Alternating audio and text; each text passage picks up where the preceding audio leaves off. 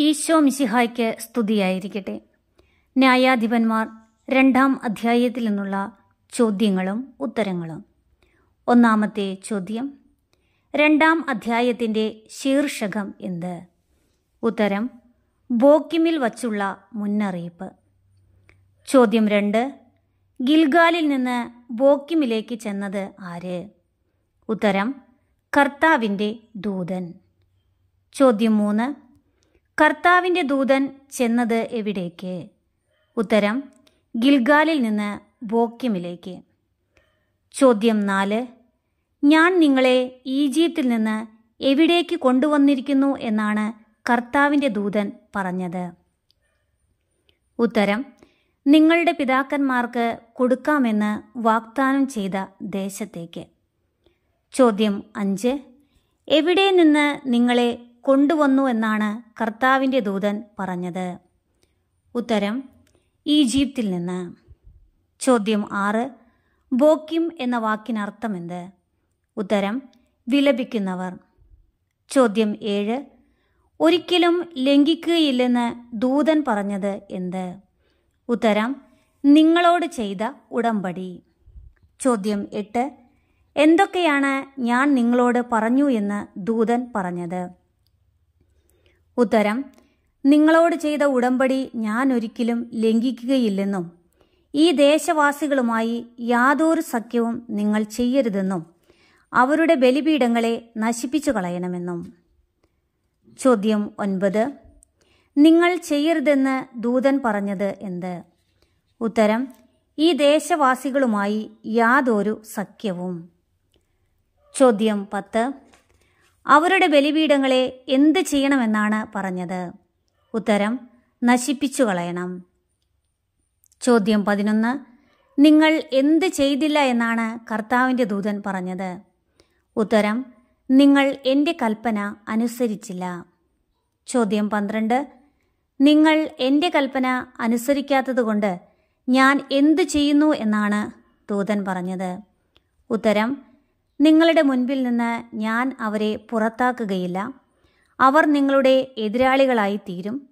അവരുടെ ദേവന്മാർ നിങ്ങൾക്ക് കെണിയാവുകയും ചെയ്യും. ചോദ്യം 13: നിങ്ങളുടെ മുൻപിൽ നിന്ന് ഞാൻ അവരെ പുറത്താക്കുകയില്ല. അവർ നിങ്ങളുടെ എതിരാളികളായി തീരും. അവരുടെ ദേവന്മാർ നിങ്ങൾക്ക് കെണിയാവുകയും ചെയ്യും. ഇത് പറഞ്ഞപ്പോൾ ഇസ്രായേൽ ജനം എന്ത് ചെയ്തു? ഉത്തരം: ഉച്ചത്തിൽ കരഞ്ഞു. ചോദ്യം 14: അവരെ പുറത്താക്കുകയില്ല എന്ന് പറഞ്ഞത് എവിടെ നിന്നാണ്? ഉത്തരം: നിങ്ങളുടെ മുൻപിൽ നിന്ന്. ചോദ്യം 15: അവർ നിങ്ങളുടെ എന്തായി തീരും എന്നാണ് പറഞ്ഞത്?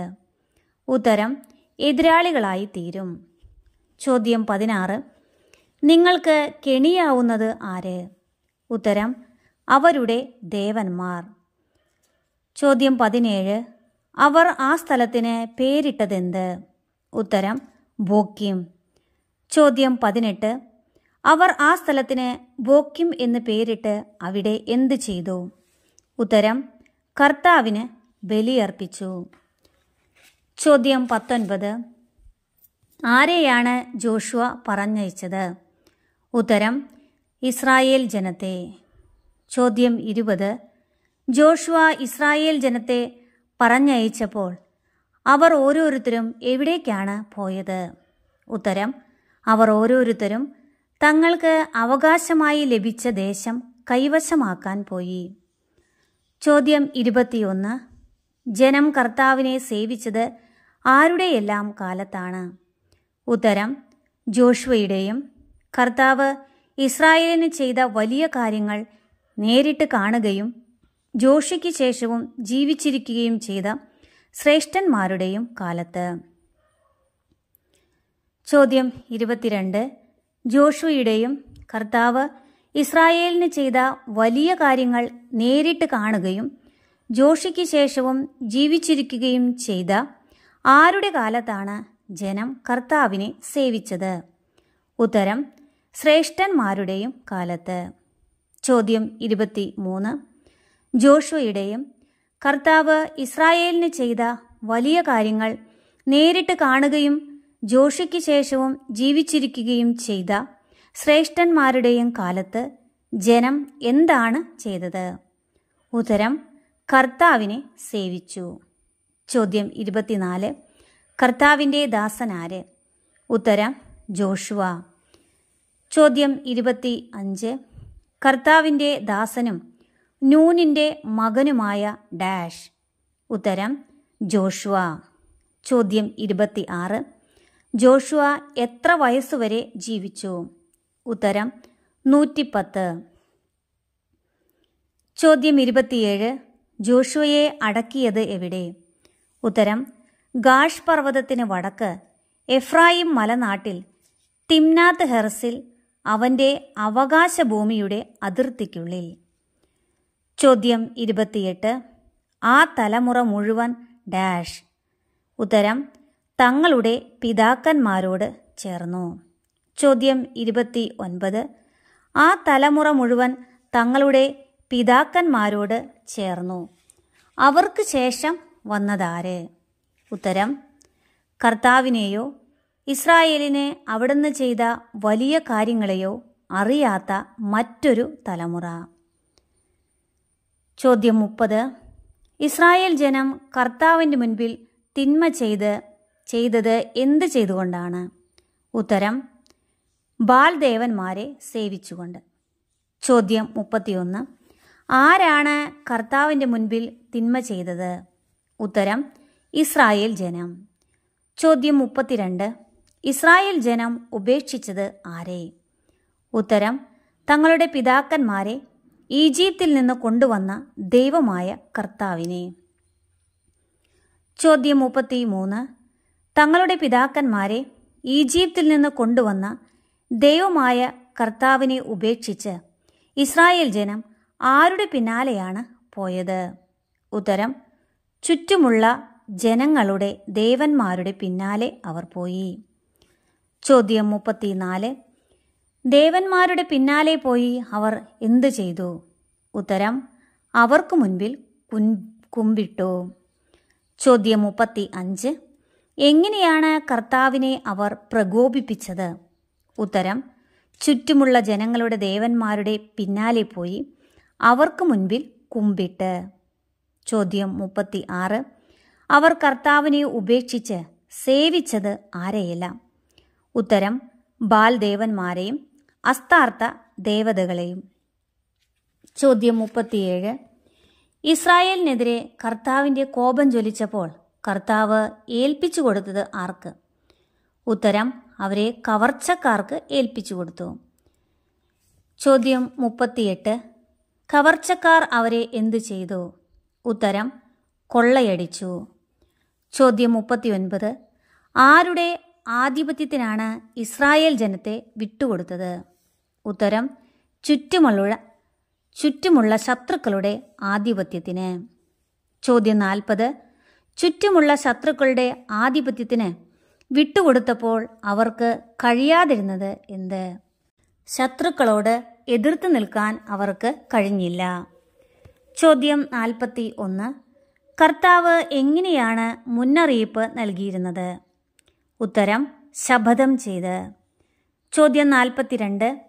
മുന്നറിയിപ്പ് നൽകിയിരുന്നത് പോലെ ചെന്നിടത്തൊക്കെയും എന്ത് വരത്തക്ക വിധമാണ് കർത്താവിൻ്റെ കരം അവർക്കെതിരായിരുന്നത്? ഉത്തരം: ചെന്നിടത്തൊക്കെയും നാശം വരത്തക്ക വിധം കർത്താവിൻ്റെ കരം അവർക്കെതിരായിരുന്നു. ചോദ്യം 43. ചെന്നിടത്തൊക്കെയും നാശം വരത്തക്ക വിധം അവർക്ക് എതിരായിരുന്നത് എന്ത്? ഉത്തരം: കർത്താവിൻ്റെ കരം. ചോദ്യം 44. അവർ വളരെ ഡാഷ്. ഉത്തരം: കഷ്ടതയനുഭവിച്ചു. ചോദ്യം 45. അവർ വളരെ കഷ്ടതയനുഭവിച്ചപ്പോൾ കർത്താവ് ചെയ്തതെന്ത്? ഉത്തരം: അപ്പോൾ കർത്താവ് ന്യായാധിപന്മാരെ നിയമിച്ചു. ചോദ്യം 46. ന്യായാധിപന്മാർ എന്ത് ചെയ്തു? ഉത്തരം: കവർച്ച ചെയ്തിരുന്നവരുടെ ആധിപത്യത്തിൽ നിന്ന് അവർ അവരെ രക്ഷിച്ചു. ചോദ്യം 47. ന്യായാധിപന്മാരെ അവർ എന്തു ചെയ്തില്ല? ഉത്തരം: അനുസരിച്ചില്ല. ചോദ്യം 48. ന്യായാധിപന്മാരെ അനുസരിക്കാതെ അവർ എന്തു ചെയ്തു? ഉത്തരം പ്രത്യുത അന്യദേവന്മാരുടെ പിറകെ പോയി അവരെ വന്ദിച്ചു. ചോദ്യം 49. അവർ വേഗം വ്യതിചലിച്ചത് ആരുടെ മാർഗത്തിൽ നിന്നാണ്? ഉത്തരം കർത്താവിൻ്റെ കൽപ്പനകൾ അനുസരിച്ച് ജീവിച്ച പിതാക്കന്മാരുടെ മാർഗത്തിൽ നിന്ന്. ചോദ്യം 50. കർത്താവിൻ്റെ കൽപ്പനകൾ അനുസരിച്ച് ജീവിച്ച പിതാക്കന്മാരുടെ മാർഗത്തിൽ നിന്ന് വേഗം വ്യതിചലിച്ച് അവർ അവരെ എന്ത് ചെയ്തു? ഉത്തരം അനുകരിച്ചില്ല. ചോദ്യം 51. അവർ വേഗം വ്യതിചലിച്ചത് എന്തനുസരിച്ച് ജീവിച്ച പിതാക്കന്മാരുടെ മാർഗത്തിൽ നിന്നാണ്? ഉത്തരം കർത്താവിൻ്റെ കൽപ്പനകൾ. ചോദ്യം 52. കർത്താവ് അവർ ഓരോരുത്തരുടെയും കൂടെ ഉണ്ടായിരുന്നത് എപ്പോൾ? ഉത്തരം ന്യായാധിപന്മാരെ നിയമിച്ചപ്പോഴൊക്കെ. ചോദ്യം 53. കർത്താവ് ശത്രുക്കളുടെ കയ്യിൽ നിന്ന് രക്ഷിച്ചത് ആരെയാണ്? ഉത്തരം ജനത്തെ. ചോദ്യം 54. ആരുടെ കാലത്താണ് കർത്താവ് ശത്രുക്കളുടെ കയ്യിൽ നിന്ന് ജനത്തെ രക്ഷിച്ചത്? ഉത്തരം ന്യായാധിപന്മാരുടെ കാലത്ത്. ചോദ്യം 55. ന്യായാധിപന്മാരുടെ കാലത്ത് ആരുടെ കയ്യിൽ നിന്നാണ് ജനത്തെ മോചിപ്പിച്ചത്? ഉത്തരം ശത്രുക്കളുടെ. ചോദ്യം 56. ശത്രുക്കളുടെ കയ്യിൽ നിന്ന് ജനത്തെ കർത്താവ് മോചിപ്പിക്കാൻ കാരണമെന്ത്? ഉത്തരം തങ്ങളെ പീഡിപ്പിക്കുകയും മർദ്ദിക്കുകയും ചെയ്യുന്നവർ നിമിത്തമുള്ള അവരുടെ രോദനം കേട്ട് കർത്താവിന് അവരിൽ അനുകമ്പ ജനിച്ചിരുന്നു. ചോദ്യം 57. തങ്ങളെ പീഡിപ്പിക്കുകയും മർദ്ദിക്കുകയും ചെയ്യുന്നവർ നിമിത്തമുള്ള അവരുടെ രോദനം കേട്ട് കർത്താവിന് അവരിൽ എന്താണ് ജനിച്ചത്? ഉത്തരം അനുകമ്പ. ചോദ്യം 58. ന്യായാധിപൻ മരിക്കുമ്പോൾ ജനം എങ്ങനെ ജീവിക്കും എന്നാണ് പറയുന്നത്? ഉത്തരം അവർ വഴിതെറ്റി തങ്ങളുടെ പിതാക്കന്മാരെക്കാൾ വഷളായി ജീവിക്കും. ചോദ്യം 59. ജനം ആരെ സേവിച്ചും നമസ്കരിച്ചും ആരുടെ പിന്നാലെ പോകും എന്നാണ് പറയുന്നത്? ഉത്തരം മറ്റു ദേവന്മാരെ സേവിച്ചും നമസ്കരിച്ചും. ചോദ്യം 60. അവരുടെ ആചാരങ്ങളും മർക്കടമുഷ്ടിയും അവർ എന്ത് ചെയ്തില്ല? ഉത്തരം ഉപേക്ഷിച്ചില്ല. ചോദ്യം 61. ഈ ജനം എന്ത് ലംഘിച്ചിരിക്കുന്നു എന്നാണ് പറഞ്ഞത്? ഉത്തരം അവരുടെ പിതാക്കന്മാരോട് ഞാൻ ചെയ്ത ഉടമ്പടി ലംഘിച്ചിരിക്കുന്നു. ചോദ്യം 62. കർത്താവിൻ്റെ കോപം ഇസ്രായേലിനെതിരെ ജ്വലിച്ച് കർത്താവ് പറഞ്ഞതെന്ത്? ഉത്തരം ഈ ജനം അവരുടെ പിതാക്കന്മാരോട് ഞാൻ ചെയ്ത ഉടമ്പടി ലംഘിച്ചിരിക്കുന്നു, എൻ്റെ വാക്കുകൾ അവർ അനുസരിച്ചില്ല. ചോദ്യം 63. ഈ ജനം അവരുടെ പിതാക്കന്മാരോട് ഞാൻ ചെയ്ത ഉടമ്പടി ലംഘിച്ചിരിക്കുന്നു, എൻ്റെ വാക്കുകൾ അവർ അനുസരിച്ചില്ല, അതുകൊണ്ട് ആരെ അവരുടെ ഇടയിൽ നിന്ന് നീക്കിക്കളയുകയില്ല എന്നാണ് പറഞ്ഞത്? ഉത്തരം ജോഷ മരിക്കുമ്പോൾ അവശേഷിച്ചിരുന്ന ജനങ്ങളെ. ചോദ്യം 64. എൻ്റെ വാക്കുകൾ അവർ എന്ത് ചെയ്തില്ല? ഉത്തരം അനുസരിച്ചില്ല. ചോദ്യം 65. എന്താണ് പരീക്ഷിക്കണമെന്ന് കർത്താവ് പറഞ്ഞത്?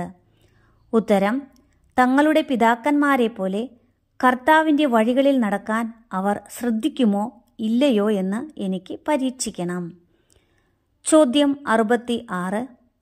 തങ്ങളുടെ പിതാക്കന്മാരെ പോലെ കർത്താവിൻ്റെ വഴികളിൽ നടക്കാൻ അവർ ശ്രദ്ധിക്കുമോ ഇല്ലയോ എന്ന് എനിക്ക് പരീക്ഷിക്കണം എന്ന് പറഞ്ഞ് ചെയ്തതെന്താണ്?